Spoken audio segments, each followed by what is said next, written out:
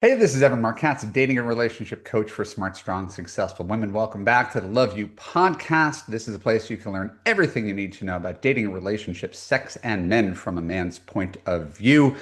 I am excited today because I've got a very special guest. Before I get to my special guest, because we're going to have plenty of time with her, if you've been listening, please subscribe on Apple, subscribe on Spotify, leave us a positive review, say something nice. I read those comments, it gets us into the algorithm. I think we've got 536 positive stuff. Well, actually, we'll say about 500 something positive, and then 36 not so much. So really, really appreciate you saying nice things. It does make a difference. If you've been listening for a while and you haven't already subscribed to the Extraordinary Love Series, go to extraordinaryloveseries.com. It's a free lecture series, live Q&A that I do every single month on a specific topic. And did I mention that it's free? So if you need some coaching and you don't know where to get it from because the internet is filled with loudmouth charlatans, you can really talk to me and it costs nothing. Like it's you can't beat the value.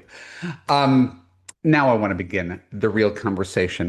My guest today, I'm going to read her official bio and then I'm going to speak extemporaneously, but we'll start with the official. Francesca Hogi helps people find true love inside and out. Former corporate lawyer turned matchmaker turned love coach. Francesca is a TED speaker, host of the Dear Franny Podcast, internationally recognized expert on dating and relationships. She's been featured in the Today Show, Marie Claire, New York Times, Harper's Bazaar, and Forbes. She coaches individuals and groups as the founder of the True Love Society, a community for people seeking deeper love, deeper self and romantic love. Her first book, How to Find True Love, Unlock Your Romantic Flow and Create Lasting Relationships, was recently released by Grand Central Publishing. Prior to her love career, Francesca competed on 2 seasons of Survivor. No one else in the world has that bio. Let's be really, really clear. I can read 100 dating relationship coach matchmaker bios. No one's got that one. Welcome to the Love You podcast, Franny. Thank you so much for having me. No, You're right. That's a unique one. it's my pleasure. I just had the privilege of seeing you at the Global Love Conference where you gave a speech. I came up to you afterwards because I liked the cut of your jib. I really liked what you had to say. I got your book in the mail, and it's it's dense. There's so much in it. I don't want to scare people off of it because the length of the book is only a couple hundred pages, but there's so much in there, and that's really kind of what I want to unpack and hit some of the highlights and the stuff that's going to inspire people to take action and end up reading this because from my perspective, there's nothing more important than how to try and find true love. If I were to write a book again, I might have to come up with a different title, but this is a really good one. So what inspired you to write this book? Well, first of all, that whole introduction was so incredible. So this is already a great conversation. But I've been, you mentioned the Global Love Institute conference. I first went to that conference 12 years ago. It was when I first discovered that there were people whose job it was to help people find romantic love. And I was like, what could be more rewarding than that? And that was the start of my love career. And over the last 12 years, I've obviously learned a lot of things, had a lot of highs, had a lot of lows, ran up against a lot of different challenges in helping people find love where I was like, okay, I really got fixated on how do I crack this nut? Like, what's really going on here? And that's something that I've just been obsessed with for years. And I just got to a point where I was like, okay, I think I've learned enough. I've consistently been able to apply this to enough people successfully that I think it's time for me to share this with the world. Yeah, you developed your own system. I'm always leery of people who start with writing the book Yeah, and then like maybe like they're looking for the PR first instead I of agree. I'm established in coaching people for 10 years and I'm taking everything I've learned and now putting it into a book. So I Yeah. think you got the order right. Thank you. I appreciate you saying that because yeah, I've always, for this whole career, I'm like, wow, you're releasing a book? Like what do you really need to write a book? Like what do you have to say on this topic? So I definitely did not want to be one of those people. I wanted to wait until I felt like okay, I have something to say that is really going to help people, and it's different than what other people are saying. So now is the time. Right. And the rich irony, of course, is that I'm the first kind of guy who wrote two books when I was 31 and 32 and didn't know anything about anything. And that's also true. And I have to own that. But Um, they help people. They did, but they help people. So you need more. well, they were funny. They were not dating coach books. They were funny self-help books, and that's a very different genre. It was more the he's just not that into you type book. So again, I could talk about the difference between me when I started this and 22 years later. So anyway, Yeah. um, you make a distinction in here about what you call true love. How do we distinguish true love from love or in love or all the other terminology that surrounds this? Yeah, I know. It's so, all the terms are very nebulous, which is why I do have a very specific definition of true love, which is about a type of relationship. So relationships, they have their own values, they have their own dynamics. When you come together with another person, you're forming something that's never existed before. Your relationship is unique. And as a foundation, I really see the foundational elements that make this relationship what I would qualify as a true love relationship. It's unconditional love and respect. Doesn't mean that you unconditionally feel love. It means that you unconditionally treat each other with love and respect. Emotional and physical intimacy, emotional and physical safety, adoration, commitment, and joy. So I believe, and I would love to hear your opinion on this, Evan, that if you're able to co-create a relationship with another person that has that as a foundation, that is going to feel like that is true love. That's how I see it. I'm taking notes because I don't want to forget all the great things you're saying. The word that just struck me with that is co-create. Yeah. Not a sexy word, but it Yeah. feels like But the it's a true one. it feels like the appropriate word. I think most people associate love with the feelings we have towards someone else, right? I like him so much. I'm so attracted to him. I'm in love with him. And that usually seems to be the thing that leads and often crashes and burns because it is about the initial feeling rather than the thing that you're creating that's bigger than the both of you. I think Eric Fromm in The Art of Loving, like 1972, love is not a feeling, it's a series of loving actions over time. Does Yeah. that dovetail with your definition? 100%. I mean, love is many, and this is the thing. There are many facets to love. I mean, it's amazing. It's why you and I have dedicated our careers to it. There is the feeling of love, right? And that's that emotional feeling, which is really exciting and really wonderful. And um, sometimes we get caught in, we actually go down the wrong road in a relationship because, like you said, it's like, oh, I like this person so much. I love them. I feel all this love for them. But then love is also a verb. So, what is the behavior? Because if you are, you know, somebody can say that they're in love with you, but if they're not treating you in a loving way, if they don't have an ability to be loving towards themselves, then, these are all signs that you might not be signing up for what you think you are. I like the emphasis on the behavior part. Lots of people will, I mean, there's not a married couple in the world who, when they got married, didn't claim to love each other, Right. right? But, are they happy relationships? It's an entirely different story. Right. So, in your materials, which I'm working off of today, you talked about uh, relationships defined by values. I was having a conversation with a client the other day who values is like another one of those words that's sort of thrown around a lot, right? Everybody thinks they have the right values that someone else has to reflect back to them and share their values. How do you use the word values? So we talked about true love. Yeah. Values seems to be sort of like this parallel thing. How do you incorporate values into a relationship, and how could someone know that someone shares values in a relationship? Because people want to know that right away, and I don't even know if that's possible to know right away.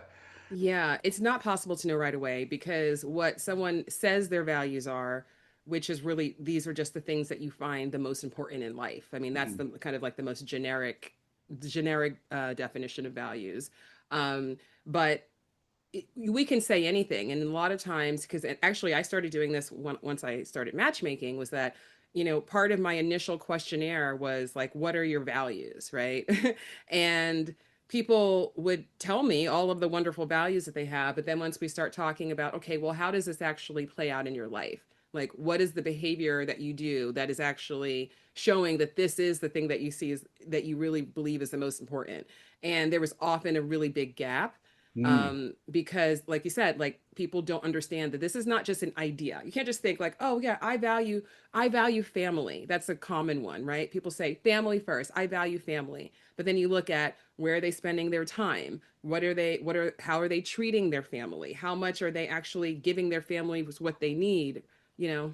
So that begs the question, Yeah. when people talk about their own values, is it largely aspirational? It's who I want to be. It may not be who I Often. am, but it's how I want to be. It's how I want other people to see me. Yes, yes, oftentimes. And that's why having conversations, I mean, look, you have to just take time. And I think what you said is really, really touches on a big problem with dating, which is that people want to have this sense of certainty.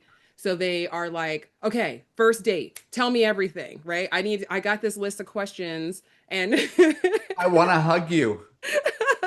I'm sending out a newsletter this week about that very conversation that I had with someone whose idea of it's someone who should know better, whose idea of dating is dropping on the table all the things that he wants in someone, right? Yeah, Like this, I got an hour to interview you. Oh, we're clearly misaligned. I guess this isn't going to work. yeah, yeah. And it seems Not a to recipe be, for true love. but it just seems so antithetical to the best way to connect with someone. Their version of events is, well, if we don't have these things aligned, what's the point of even having the conversation? Yeah. Yeah. And that's a big problem in modern dating. I think the apps have really fostered this idea and this illusion that you have infinite choice. And so you do not have to actually invest and take the time to get to know someone. You can just tell right away, based on some photos and a few things that they say, I know exactly who this person is, right? And that's obviously, like, we know intellectually that's not the way to make connection. But it doesn't matter, because behaviorally, right? So again, there's a gap. Behaviorally, so many people are going about dating in a way that is so, as you said, antithetical to actually the love and the connection that they're seeking. But there's also people, and tell me what you think about this, who are just more transactional. And they're not, the idea of, what I just described, they might be like, I don't want a relationship like that. Like, that's too much work. Maybe you just want somebody to, go places with, or to have sex with, or to hang out with, or to check a box, and I don't judge anybody, but I do want the people who really want that deep love to make sure that they're proceeding accordingly. Right. I'm going to go so far as to both end this one. No, no, you brought up something really great. There are people who are transactional, right? He trades his wealth for her beauty, right? That's a really common thing, right? I get one thing, right? The thing I value the most, she gets her financial security. He gets to be with someone he's wildly attracted to, because for him, love is attraction based first. And it seems to me like there's a model for people doing that, Yeah. but it also has a ceiling, meaning there's nothing we don't you and I don't have to judge the people who do that. I just think every single person, not every single person, but millions of people have done that and discovered, oh, I've got a guy who provides me this life, but I'm really lonely and disconnected and miserable. Oh, I'm with someone who's really hot, but I'm walking on eggshells, apologizing all the time, having to manage her moods. Like, it just seems that the thing you're talking about is where everybody ultimately ought to be. It's not that you're not allowed to go through the world being transactional. Here's what I want in exchange for what I offer. Yeah. But unless you're doing this, you're ultimately setting yourself up to fail.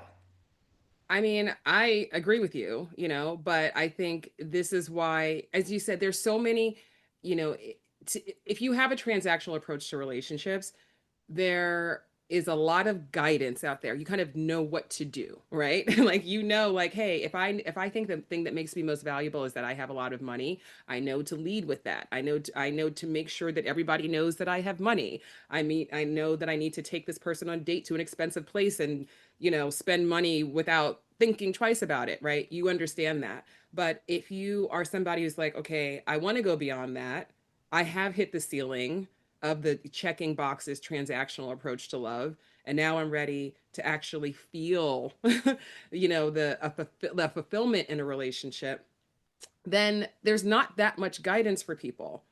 Can, can I Because can I can I play our clients right now?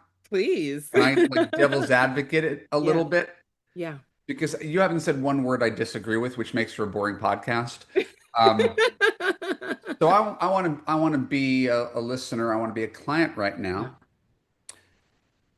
because we tend to all be, binary thinkers. It's normal for people to say this or that. Yeah, Franny, I understand. I'm looking for a deeper, truer love, right? But I'm a smart, successful woman. I carried this guy who couldn't get his act together. He had employment problems, addiction problems, follow through, honesty problems. I need a man at my level, right? So it's not like I'm just a gold digger, but I need a guy who can at least meet me where I'm at. Is that so wrong? So it is not so wrong, but we have to clarify what you mean by level, right? Because what you just described, right? Okay, so somebody who can't get his act together, you're financially supporting him. Sure, somebody with more money might meet you at that level, right? Maybe, because there are also a lot of people who make a lot of money and they're terrible with money, right? I didn't bank that into this question, but you're right. Okay, so you think that being with somebody who has a lot of money is going to mean you have all this financial security, but you might find yourself more financially insecure than you ever had been, and now the stakes are a lot higher, Hmm. right? So there's that. So you have to get underneath it. Well, what do I actually want? So because what I find, because I hear this from women all the time, because I like you, I work with high achieving, professional women. They've done Sure. well for themselves, and they are like, and many of them have been in that situation. They've dated the guy who's taken advantage of them, who they're like, I'm funding his lifestyle. What's he bringing to the table? Blah blah blah. But when you just say, well, I just want somebody who has more money, you are ignoring what you actually want, which is to feel that you have a partner, and that and that there's balance, and that there's support, right? And that you have shared values around how you want to live your lives. Like, yeah, you want to be productive, you want to contribute something. Like, that's what you really want. And so when you go for, I need a guy with X amount of money, then you're getting into a scarcity game, Hmm. because there are only going to be so many people who meet that thing, and we can insert, whatever money, looks, Right. height, Height, weight, age, weight, education, all the religion. things. Yeah. Right. We can insert anything, but the more you get stuck on that thing and you're not paying attention to what's underneath it, you are just actually creating false scarcity for yourself. And now you're wasting your energy and your time and your emotion chasing after something that ultimately may not even give you the joy that you're seeking. I'm having fun here. Could I keep on having Please. fun? All right. Yes. So you called it false scarcity, and I love that. You're basically creating your own Yes. scarcity with these metrics that you have in your mind. But again, being the client, why is it false? Finding a man who is 6 feet tall, 14% of men, $200,000, 5% of men. What if I want both of those? Isn't that indeed scarce? So it is scarce if you are focusing. Yes, well, like, there's a difference. Something being rare and scarce is different, right? Okay. Because even anybody that you are going to connect with and fall in love with is rare, Mhm. because of all the people that you're going to meet in your life, it doesn't matter how much money you have, how beautiful you are, how many romantic options you have, you're only going to fall in love with so many people. So it's always rare. False scarcity was now when you say, I'm going to decide, I'm going to try to control and predict what's going to make me love someone. Meaning I can't or won't fall in love with someone who doesn't meet these specific parameters Yes. And then we've created an arbitrary rule and live as if that rule is a fact. Exactly. Exactly. Yeah, like I give an example in the book of a woman who I didn't actually work with her because I couldn't work with her because she had this list. And I mean, this is a perfect example of somebody creating false scarcity for themselves. So she admittedly hadn't, she didn't have a lot of dating experience. She'd never been in a relationship. She was in her 40s, and she had decided now that she wanted to be with a man who was at least 6'3". He had to have blonde hair and green eyes. Oh, wow. Okay. Did you just run the numbers for her? Yes. He had said blonde Because hair, green 6'3" is eyes. 98th, 99th percentile. Green eyes, I'm a green-eyed person. That's less than 5% too. I mean, It's tiny. It's a tiny percent. And I said to her, I said, I know a lot of people. I can think of one person who has blonde hair and green eyes, and he's 5'10", by the way. look, right. So she's created this avatar of the Yeah. perfect guy that she suffered so long with the wrong guys. At this point, I'm going big. I'm not going to settle for less. Yes. And he needed to have $250,000 in cash savings. He had to own his home. There was a salary requirement. It was the layers of scarcity Yeah. that Wow. she was creating, that she was manufacturing and telling herself, I can't meet anyone. I can't have the love that I want. There's nobody. There is, I said, at this point, you need a social security number, right? I Because there's one person maybe. And who's to say he's available, that he's interested in you? Like there's so many things, know. right? Yeah. I I love listening to you, and I love playing the role of because I'm on your side of this argument all the time. And it's really hard to get people into the idea that no, no, no, no. Once you let go of this list, no one's telling you to settle. In fact, we're telling you to have a better relationship than you've ever had before. Yeah. Um, Anyway, Yeah. I, Yeah. this is your show. I don't mean to hijack it with my own theories. Um, No, are you I want no, kidding I me? want to get back to your methodology because again, it's not just a book about love. It's a book about relationships. It's a book about dating. It's a book about confidence. All of these things are necessary to achieve true love. Yeah. So, do you think because of apps, people have different ideas about how they're supposed to meet these days? Yes. Are how has it broken us? How could we fix it? What's the workaround given that it is ubiquitous? Yeah.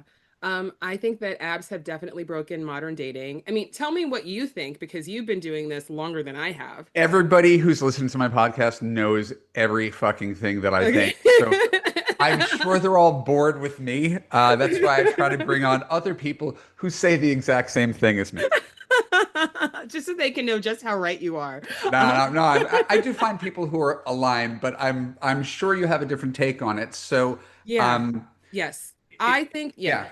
I think that the dating app industry has robbed many people of their romantic agency, meaning that for many people, and I hear this all the time, people saying to me, well, I want to date, but I just don't want to be on a dating app, or I hate the apps. And they're equating dating with being on a dating app. And that is not, that's a big problem. So I think just the fact that people think that they have to be on the apps and most of them resent it, it's like, you are so unlikely to be successful on an app if you're like, oh, this sucks and you're hating every moment of it. It's like I mean people tell me they're like, oh, I've been on and I'm just forcing myself and I'm like, okay, stop. Like we need a reset because this is not this is like you're just torturing yourself at Right. this point and creating more of this story of like I can't meet anyone, right? So I think the workaround is, look, if you're going to stay on the apps, most people are going about them terribly. So Mm. do better in how you're actually showing up on the apps. But that's a whole other conversation. And I do talk about that a bit in the book, even though the book is not a pro dating app book. Well, again, I think it's understanding that it exists, and for certainly my clients, middle-aged divorced women in the suburbs, whose friends are married, work from home, work in Yeah. small offices. It's a broken technology that we kind of have to figure out how to make the best of.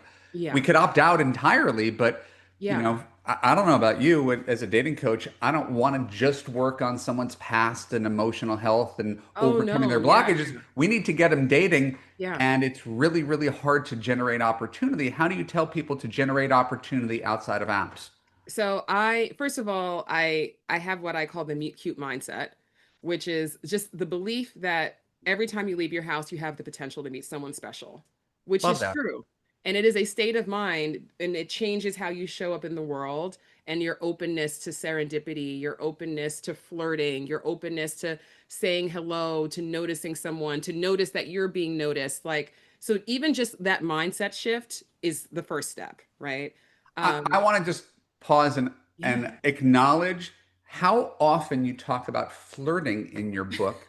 I think it is a highly underrated skill. Yeah, I think it's very everything. few people do any sort of deep dive on how to do it and the virtues of doing it. Yeah. And it is very much a mindset. Like if you're a flirt, guilty.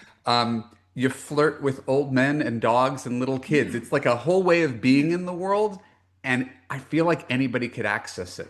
Anyone can access it. I'm so with you. I'm like the biggest flirting evangelist. I love teaching people how to flirt. I have an entire chapter on flirting with the 8 different styles of flirting that No, I've I love identified. that. There's more, I'm sure, but the point is that I think of flirting in 2 ways. Number one, I think of it as just a human connection tool, because at its foundation, flirting is taking actions or saying words to make another person feel seen, special, and acknowledged. That's the foundation. You can lay, and that's why you can flirt with the old man, and that's why you can flirt with the dog, because you're not like trying to pick them up, you're just trying to have a moment of connection. So let's pinpoint that definition. I feel like our language is very important. A Yeah. lot of people associate flirting with I'm hitting on you, therefore I want to have sex with you, Yes. and that makes me uncomfortable to even Yes. hint at that. Yes. How do you And get people that's, past that yeah. mental block? Yes. Well, the way we get past that is also explaining that just as there are many different styles of flirting, there are different purposes of flirting, Mhm. and different styles of flirting are appropriate for different purposes. So, like you said, most people think flirting means I'm attracted to you. I want you to know that I'm attracted to you because I want something to happen. That's one purpose of flirting, and that's going to have its own appropriate styles, right? But there's also the purpose of just seeing if we can create a connection, Mhm. right? Having a moment of connection without attachment to it, right? Learning to be more vulnerable and just getting yourself out of the friend zone, and courting romantic possibility and serendipity. It's like being an active co-creator, like literally showing up in the world, like in the way that's telling yourself, the universe, like, okay, this person is actually open and able to receive that connection with other people. Mhm. So if you're just going through your life heads down, always looking at your phone, never making eye contact, never speaking to anyone, and then you also say, like, I really, really want to meet someone. I just really wish, like, what are you doing? Right. I mean, I have a little section of Love You, 26-week course. I got 1 week on flirting, and it's not a complicated thing. It's literally if you go out, put down your phone, look around, you see Yes. someone cute, smile and make eye contact. That's it. Yeah. He'll come over to you. Right? You didn't even have to do anything. You didn't have to put yourself out there. You didn't have to embarrass yourself. Yeah. And if you smile at someone who doesn't come over to you, makes that person feel good, costs nothing. So, Yes. so like we get it all in our heads about what flirting means, and it doesn't have to be anything more than being friendly. Yeah, that's really what it is. And you never know. And when you can start to just normalize moving through the world that way, because Mhm. another problem people have is that they're very closed off. And then the one time a month they see somebody who they're instantly attracted to. And Yeah. now they want to try to flirt with this person. And now it's all of this pressure. And now it's all of this story in their head. And now it's all of this, and it's like, but if you would just move the world that way, you would just approach that person just as you would approach anyone else, and it would feel Right. much Oh more my normal. God. So validating. Anybody who listens to this will be like, oh God, he just brought on his clone. They look nothing alike. She says the same thing, and we did not coordinate. We We really did had. Um, um, oh, I had a tangent that I wanted to go on. I forgot what the tangent was. I was all excited for a second. I know. Um, Well, flirting it's a great topic, but maybe was it related to your original question, which is about, well, what do you do as a workaround for the apps? you know. I wasn't going to go back to that. I could go back to that. Yeah. It was very specific about what we were talking about. Just the idea that people have the capacity wherever they go to have people gravitate towards us at no cost. And it brings light to the world. Like everybody knows, you meet someone who just, it doesn't mean that they're the most charismatic person in the world. It doesn't mean they're the most sexual person or the most good looking person. But again, I met you at a thing and you lit up the room. I was like, I want to be around that. Aw. Like that was Yeah. like that was easy. And I don't think you were trying too hard. It's who you are. It's why you're successful. Yeah. Yeah. And it's why I mean, when I think about, you've been married for ages. I haven't, but my relationship that I'm in now and my last relationship that I was in for many years, I met them in the most random ways. Hmm. I met my ex walking down the street in LA. I met him on the corner of Sunset and Doheny in the most random moment and interaction, right? But I was this person who had this meet cute mindset. And so, or some people be like, oh, I just met this guy, whatever. Like, I met him on the street, like, and they wouldn't have capitalized on that moment. I was listening to my intuition, which was saying, there's something about this guy. I just feel like I'm supposed to keep talking to him. And so I Yeah. was open to that, right? So yeah, let's bring it to something tangible because Yeah. people want those things, not just the philosophy. Yeah. What's something proactive that someone can do that's within their comfort zone that Yeah. is outside the world of dating apps that Yes. is going to empower them to make connection? I would love for people to give compliments to strangers. Ah, yeah. It's a really great way, especially if you're in passing, because sometimes when you meet somebody, you're in a situation where you have a little bit more time to get to know each other, to, have a deeper conversation. Like there's a little bit more time.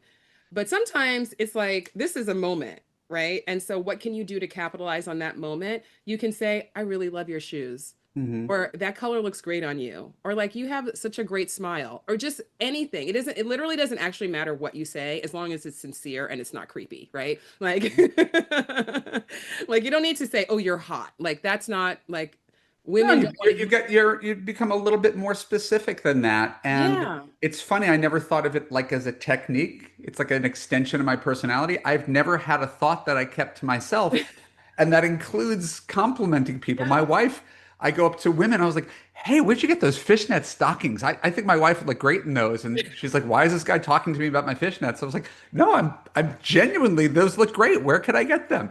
So I take notes in my phone, and I've been doing that forever. Like, why is my husband going up to some strange hot woman? It's because he's shopping for me. Right. I love that. Yeah, but that's a technique. You see how easily that creates connection, right? And so I love giving my clients that assignment. Like my clients like, who are women who are, they date men, and I'm Sure. like, okay, so this week, I just want you to see how many men can you make smile Right. just in a moment, just like in a moment. And they always report back. They're like, oh my God, I saw this guy. I told him I liked his glasses. And then I kept on walking and he's like, wait. Right. You know? And that's the other part. It almost doesn't matter if something happens, right? It's like a catalyst to being uh, warm and positive in Yeah, the world. And you shine that light on everybody, something comes back to you. And even if nothing comes 100%. back to you, it's so easy to do. Yeah. But I think we're all, insecure. I think we're all self-conscious. We're all afraid of judgment. I think it's normal for people to be that way. Yeah. And my opinion is most people are really nice. Most people are really nice. And also if we take it away from being about ourselves and we look at it as like I have an opportunity to make someone else's day, it costs Yeah. me nothing, right? And especially I mean, I'm sure you can vouch for this. Like men don't get a lot of compliments from random women. Like that's not a thing that happens that often for most men. So when they get it, they're like they light up. Like they're so excited that someone just gave them a compliment. So like just experience that, make someone's day. Don't make it about you. It's Yeah. really about a larger, I mean, I really have a larger philosophy about love and true love that is very spiritual. And I really believe that if you have in your heart the desire to have that type of relationship, it is available to you. Like, I don't believe that we have that desire and then it can't happen because dating apps suck. Like, I'm like, love is so much bigger than that. Right. So Well, love exists outside of it everywhere. It is yeah, available. It's not a infinite supply. Um, exactly. and Yeah. part of the reason I haven't hooked on it is because I'm not a spiritual person. So I'm emphasizing the tactical, right, as opposed to the Yeah. spirituality. But Yeah. I did notice a healthy dose of that in your book. For those listeners who are spiritually inclined, I think this is a really great exercise in getting in touch with that side of you Yeah. that believes in love and carries oneself like you believe in love. Can I use some of your stuff in this podcast because I really want to make sure Absolutely. I'm hitting the highlights of your book um, on your terms. So uh, Please go for it. you talked about the 5 steps, right, of a self-love formula. In my Hmm. work, the first month of my Love You course is confidence. We don't talk about dating until we talk about confidence. Anybody who's worth their salt in this space understands that confidence is the umbrella under which everything else falls. Yeah. What are your 5 steps to helping people develop self-love to make them more confident and dateable? Yeah. So, yeah, first of all, absolutely. Everyone who's listening, any coach who starts with like dating tactics and doesn't talk about confidence and beliefs and all of that, like, don't work with them. But self-love. So I broke it down into these 5 elements, and I'm not saying it's only 5 things, but this is just a very actionable way for people to put a practice of self-love into practice because it's love is not set and forget it. It's what we do. It's how we show up for Sure. ourselves, for other people. So the number one is self-compassion. Self-compassion is just that ability to give yourself a break, to release judgment. This is not like an umbrella, like, okay, I'm going to be compassionate towards myself and you're never going to, beat yourself up again. But it is something to check in. It's particularly when you're dating. I mean, I think that dating is actually a really great um, opportunity to really deepen your self-love. I mean, I think that dating skills are love skills and love skills are relationship skills. And so dating has a lot of value inherently. That's Mhm. a bit of a tangent, but I believe that it does. I think it's a privilege to get to date. I know, and for people who feel, and I understand why they feel that it's so soul-sucking, right? It's such an awful experience. How do they reframe what a neat opportunity to meet other people, uh, connect, not connect, learn about myself, fine tune what I like, fine tune my people skills. How do you give them? I mean, I was Yeah. kind of just doing it, but how do you Yeah. give them the glass half full version of dating? I would go even further than that because again, this is a spirituality Great. thing, right? Which is that I think first of all, we are all on a lifelong love journey. It starts when you're born, and who knows what happens after we die. Maybe the journey continues, but at least for as long as we are alive, we are on this journey. And I believe the purpose of this journey is for us to learn how to be more loving towards other people and also towards ourselves, like to give and receive more love. So I think that dating is just a phase in that journey. So it's not just about meeting someone immediately, it's also about becoming better at being loving. So Mm, the process of dating, all of the things that you're learning, whether it's communication, vulnerability, compromise, intimacy, giving people grace, allowing to, giving yourself the chance to receive healthy boundaries, like all of these skills that you actually get to practice while dating, discernment. I mean, the number of people who, tell me about this terrible date they had, and then we reverse engineer, and it's like, why did you ever think that was going to be a good date, right? Like that person showed you a million ways before you ever went on that date how they were flaky and not excited about right. you and not interested in you, like what. So there's all these things that you learn through the process, like how open are you, how judgmental, how well can you receive, all of these things. I'm going to be the client again. I think I think for people, and I agree with every single word. So this is not full devil's advocacy. I think for most of the people listening, nobody wants to be good at dating. They just want their person, right? No Yes. one wants to go to the gym and diet. We just want to lose weight. We just want the result. Could someone spare me from texting with these random guys, from listening to some other guy go on a 2 hour tangent about his ex-wife. Can someone spare me from this? Can I just get to the end? I Yeah. think that's the thing is everything that you say about the virtues and values of dating are 100% correct, and you'll Hmm. be better in a relationship. You'll be a better person. Yeah. Certainly, if you went on a long journey, my journey was really, really long. Um, I don't know. I would recommend someone else go out with 300 people, Oh, but wow. doing so, not only did it give me a career, it gave me a lot of perspective. So when I did make a choice to marry someone, I felt really good about my choice. Yeah, yeah. Well, so I would say that it's not about you're getting better at dating, so you're good at dating, so you can date forever. That's Right. not the point. The point is that if you actually want to be in a relationship that is able to thrive over time, then you should understand that what you're going through right now is actually giving you the skill to do that.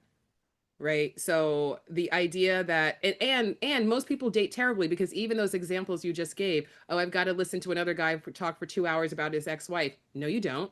Hmm. No, you don't. No, Why do you have to do that? yeah, you could redirect the conversation, You can pivot that right? conversation.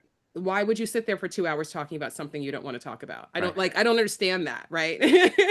And then you say And dating so that's sucks. the thing is it's very easy when you're dating to feel right? And a loaded word, feel like a victim, right? If Yeah, you're a woman and you're dating men, men are the problem. If you're a man dating women, women are the problem, yeah, right? And we're all a victim of everybody else's trauma and baggage and belief systems. And I just think most people are, you know, insecure, lonely, don't trust their judgment, looking for someone to love them and accept them, don't always know the best way to go about doing it. So you use the word giving people grace.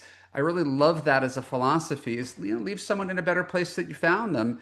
You yeah. don't need, it doesn't have to be a love connection. It can still be a pleasant experience. Yeah, yeah. And so actually that brings me back to let me finish just for anybody who's Please. like, Thank you you. didn't finish Sorry. the My self-love. fault. No, it's not your fault. That was totally relevant, right? Because once you start to even like take a very basic example of someone dating someone who puts them down. And when you say, oh, I have this dream, they're like, oh, you can't do that. Like, that's so hard, or right? So the only way that you would actually continue to date someone and be attracted to that person is if you talk to yourself that way, right? It has to feel internally familiar. So the more that you start to notice how you speak to yourself and interrupt the shaming, the criticism, and just say, okay, even if I did mess up, if I want to do better, then beating myself up is not going to help, because if beating ourselves up actually helped, we would have nothing left to change.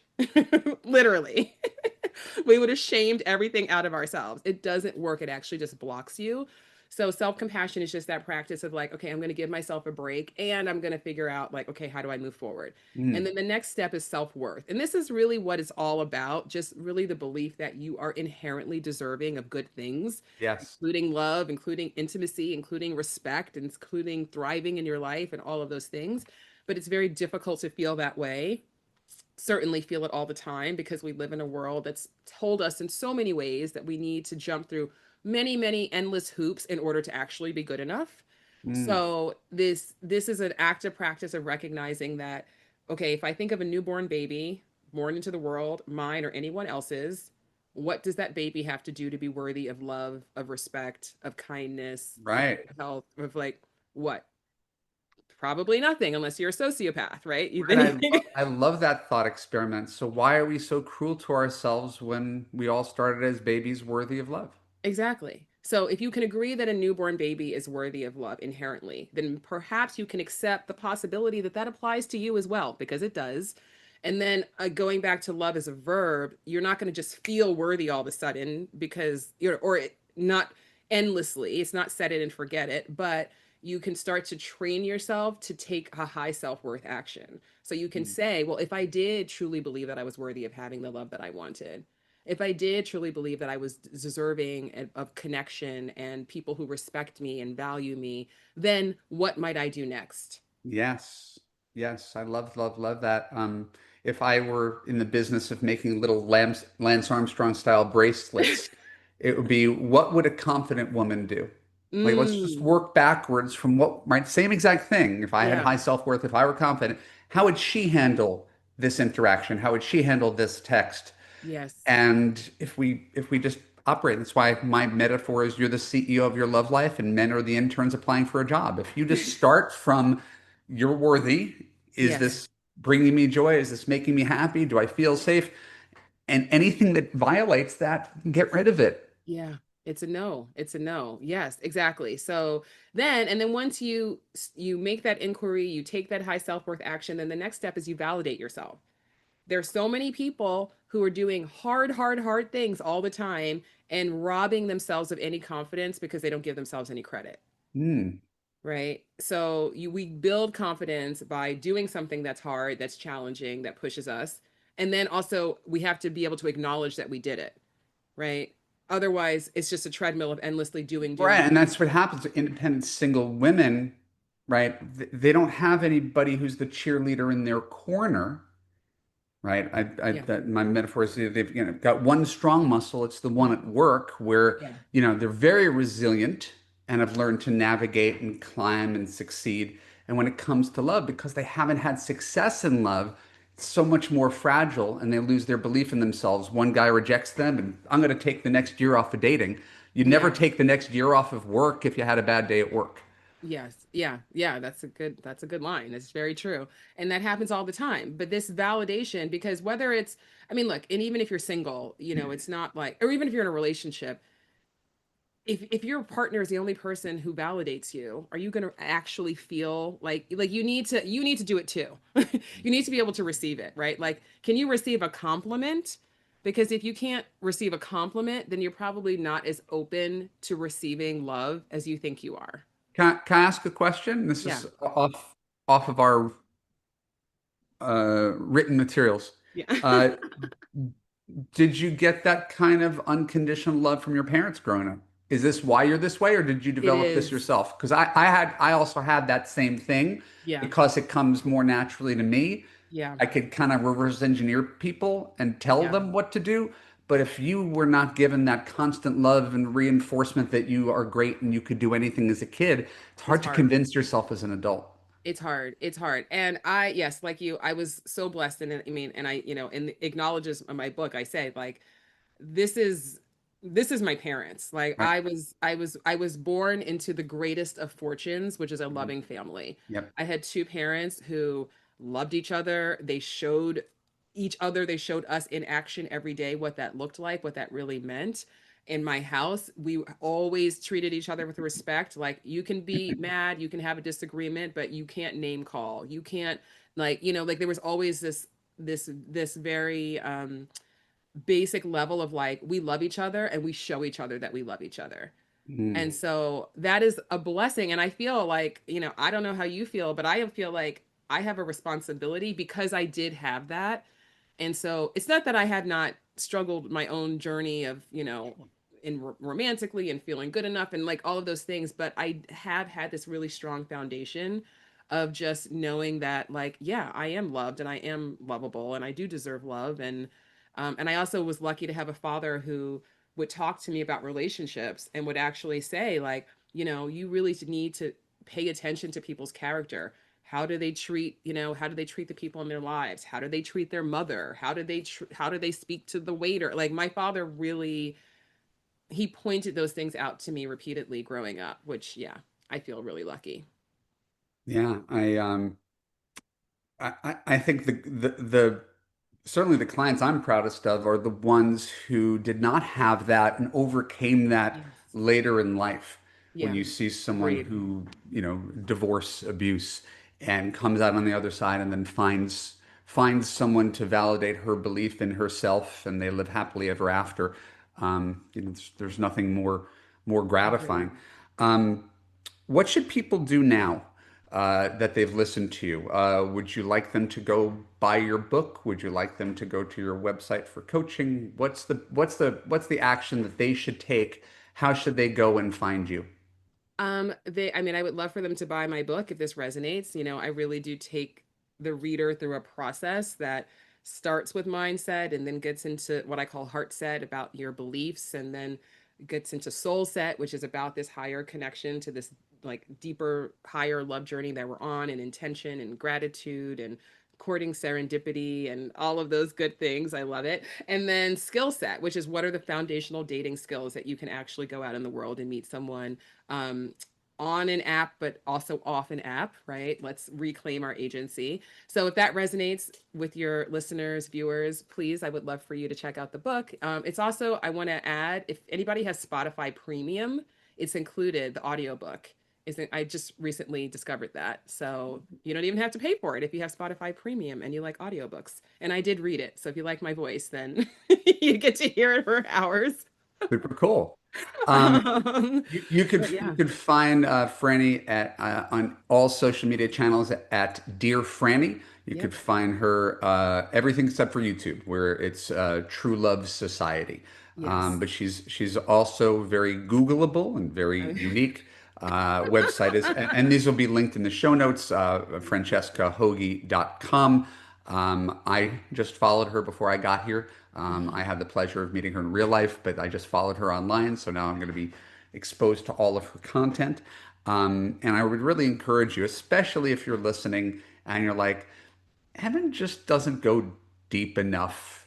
I need something that's a little more spiritual and less tactical, and to connect with something larger. That's what she does so uniquely well, that I don't even claim to touch.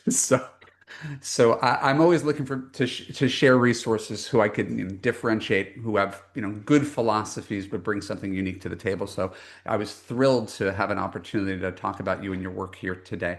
Thank Anything you. else you'd like to share before we go? One last No, piece of this advice? this was just so amazing. And I just my goal for everyone is to feel empowered to have the love that they want. And if it's not happening, to get curious about okay, what is love actually calling me to learn right now? And maybe it's being more open, maybe it's being more vulnerable, maybe it's more boundaries, maybe it's more courage. But there's something there, and the more that you can understand that assignment, then the sooner you'll have the love that you want. I'd say it's all of the above. All the things that you mentioned, more vulnerability, more courage, more openness. I can't think of anybody who wouldn't stand to benefit from all of those things. So thank you, Franny. Thank you for being here on the Love You podcast. I appreciate Thank you. you, Evan. This was so great. My pleasure. Hey, my name is Evan Marquette. This is the Love You Podcast. Thank you so much for listening and sticking around till the very end. If you enjoyed today's podcast, leave us a positive review, subscribe on Apple, Spotify, or YouTube. Don't forget to sign up for the Extraordinary Love series, links in the show notes, free lecture series and live Q&A on a different topic every month. And if you're serious about finding love and want someone to hold your hand through the process, go to evanmarckatz.com/now. Book a time to talk with me, and I'll get you the love that you deserve. That's my mandate. Thank you. I appreciate you, and I'll talk to you soon. Bye bye.